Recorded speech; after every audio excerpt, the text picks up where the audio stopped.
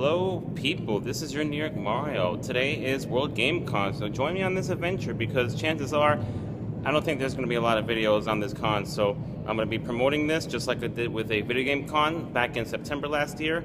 And yeah, same thing. So hope to be a fun day.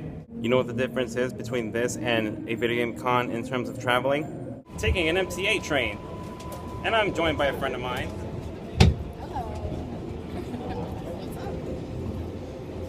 Yeah, I actually met her at a video game con. So we're about to have a good time. This is my first time on a first time convention. I know what to expect though, but I never been to the Queen's Theater before. Have you? No, I have not. This will be my first time. I'm looking forward to it. Good enough. As you can see, we're outside. So I'm going to be doing the same exact thing as I did in my AVGC video. Whereas I'm going to not only show you, shots, but I'm going to give my feedback, thoughts, impressions, and everything else that I may give you. And please excuse any background noise that you may hear because I live in a very open area where there can be a lot of, fire trucks, cop sirens, and, whatever else you want to think of. So yeah, World Video Game Con, New York City, NYC 2016. On the way, basically, the way to get there. Now, you have to take the 7 train to Met's, Willits Point, and then pretty much just walk this huge-ass long walkway. It was almost 20 minutes of a walk there, and, yeah, it just feels really long, though, depending on how fast you're walking, though, but even if you walk fast at that day because it was still kind of chilly. Walk fast, still gonna feel like a long walk. If you walk slow, then chances are you're not gonna get there anytime soon.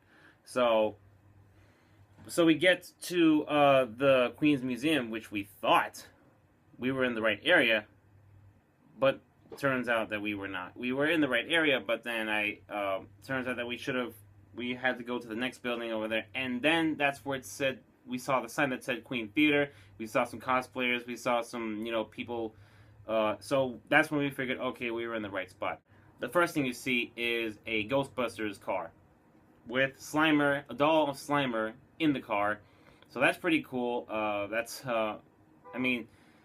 Just like a video game con, when you go in there the building, the first thing you see was that Knight Rider card, but here, the first thing you see is a Ghostbusters car.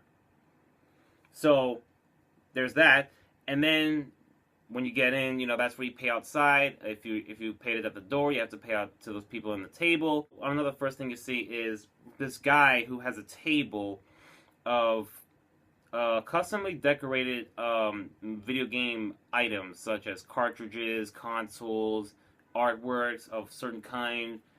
This guy's pretty amazing with the art though. So it's pretty amazing. He has like a Charizard, a little small art right there, which is awesome. He has like a Super Mario Brothers Game Boy with a Pikachu on it from the yellow version, and it's pretty amazing though. So I actually was kind of stoked to see that from such a fantastic artist like him. So then you get in. And then, obviously, you're in the main lobby. Personally, the main lobby, it's pretty big, but of course, there were a lot of vendors there. There was a crap ton of vendors there. And as I'm looking around in the lobby, I noticed that there are a few Star Wars themed vendors. And then I thought to myself, oh, so this is probably a Star Wars themed convention. And I, for one, love Star Wars. So pretty much so I guess it's like a video game convention / Star Wars convention.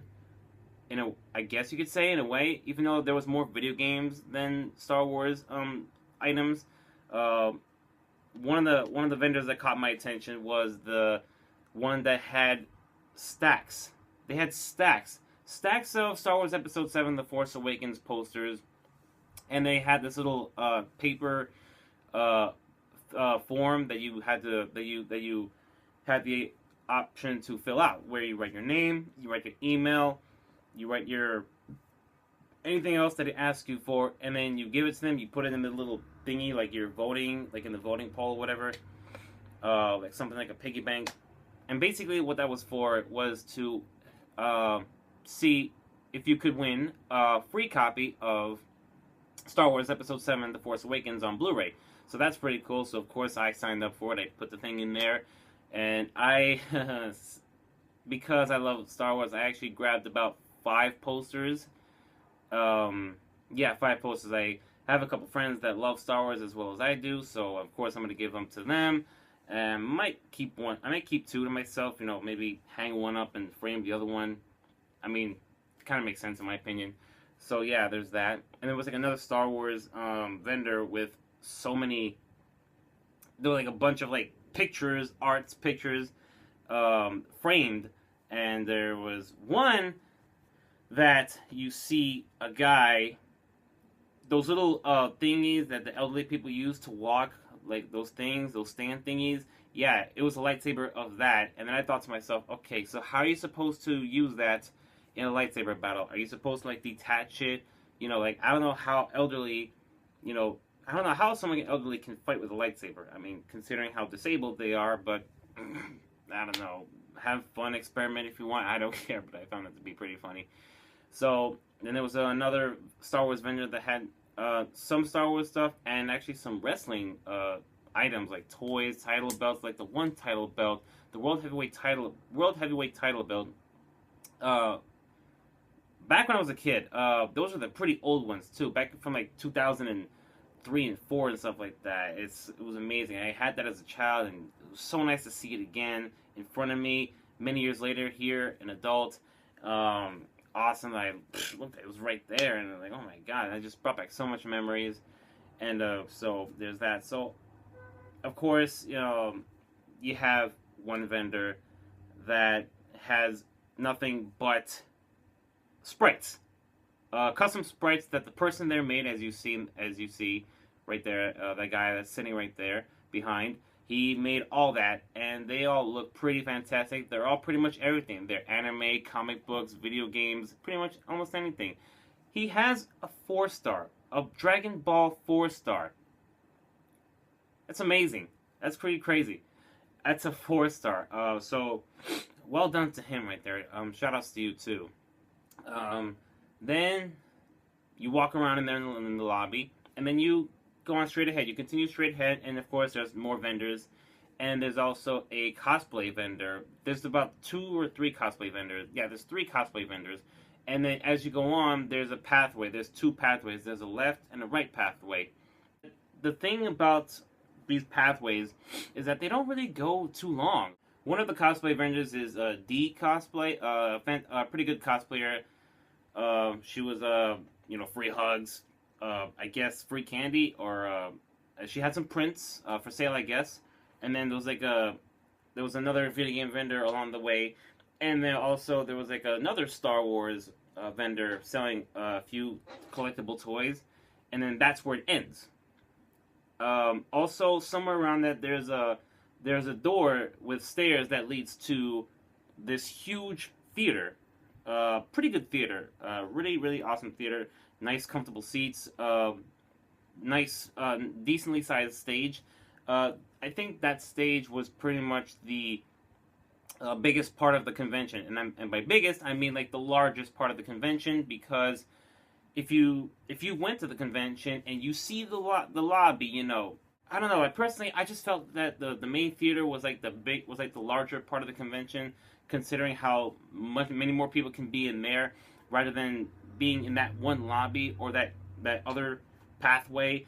Oh, that I forgot to mention. Yeah, there's the left pathway. There is this pretty nice art vendor. This guy who takes video games and a few movies and makes his own interpreted artwork based on those. Like there was Super Mario Brothers, there was Street Fighter 2, which is one of my favorite franchises.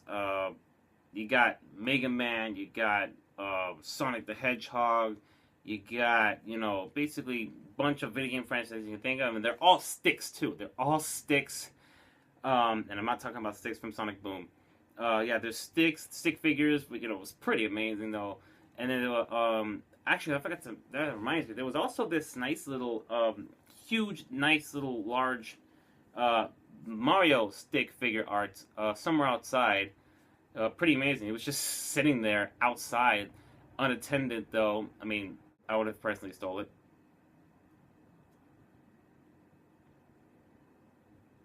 As you go along the left pathway, there's the bathroom, and there is the game room. The game room, I gotta say, of course, I mean, I have to look at the game room. This video, based on the convention itself, I pretty much want to get everything as much, yeah, pretty much almost everything, if not everything. So yeah, so the game room, the gaming room, I have to say, is a pretty good sized game room for amongst people. I do have to say that the good thing about that particular game room is that it did not get crowded. And that's a really good thing because other conventions I went to, they have a gaming room and they're all just so jam-packed for some godly reason. So jam-packed.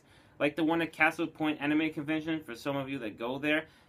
I remember last year I went and it was like around maybe 2 or 3, and the game room was just so jam-packed, you can barely move. It was so hard to move around, even the slightest inch. So and plus it was really hot there too. So you had to just get out of there because it was too damn hot. And also, yeah, I should have said the same thing for World Game Con. Yeah, World Game Con was actually pretty hot for the most part.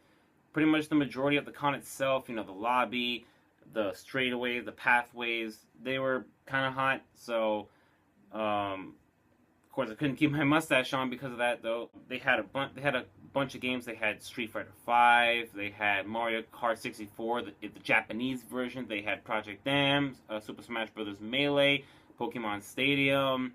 Nice little lounge type of room, with a bunch of tables, a bunch of people playing. But however, there was, in order for you to play the games, just to play the games, you had to pay $5 though. But it was free for you to just watch, spectate, maybe get a little footage if you want though. But the fighting, of course, there were fighting game tournaments that were Street Fighter, Super Smash Brothers. However, there was no Super Smash Brothers Wii U, so I guess they wanted to, I don't know, cater it for the old fans, like more older vintage games. So yeah.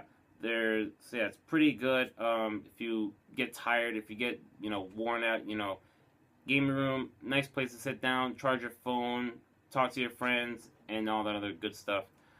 And then there's another vendor. Pretty much he's the last vendor there on the left pathway.